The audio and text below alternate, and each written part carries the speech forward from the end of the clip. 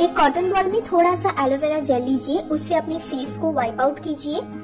Aloe vera एक natural cleanser है, तो आपके फेस पर जो भी डर्ट, मेकअप होंगे सारे रिमूव हो जाते हैं और ये फेस को इरिटेट नहीं करता, इसके कोई साइड इफेक्ट्स भी नहीं है।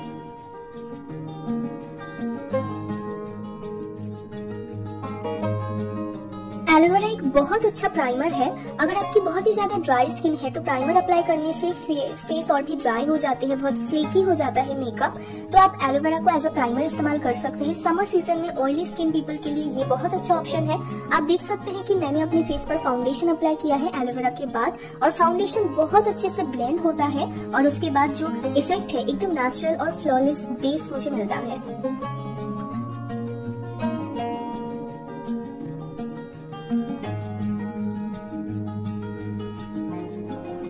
प्योर एलोवेरा जेल एक बहुत ही अच्छा मॉइस्चराइजर है, स्पेशली ऑयली स्किन के लिए। और समर सीजन में मॉइस्चराइजर ढूंढना बहुत मुश्किल होता है, लेकिन स्किन को एलोवेरा बहुत अच्छे से मॉइस्चराइज करने के साथ साथ एक सूदिंग सा फ्रेशनेस देता है।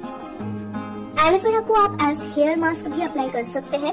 इससे जो स्कैल्प पर इरिटेशन होता है और जो भी डर्ट होते हैं वो भी रिमूव हो जाता है। डैंड्रफ की प्रॉब्लम है तो भी वो ट्रीट करता है, और स्कैल्प पर अगर इचीनेस है, इरिटेशन है तो वो भी रिमूव होता है। थोड़ा सा आप एलोवेरा को लेकर अपने स्कैल्प पर मसाज कीजिए एंड 10 मिनट रख के उसे शैम्पू कर लीजिए। आप देखेंगे कि आपकी हेयर सॉफ्ट होने के साथ साथ स्कैल्प पूरा क्लीन होता है एंड इरिटेशन भी रिड्यूस हो जाता है।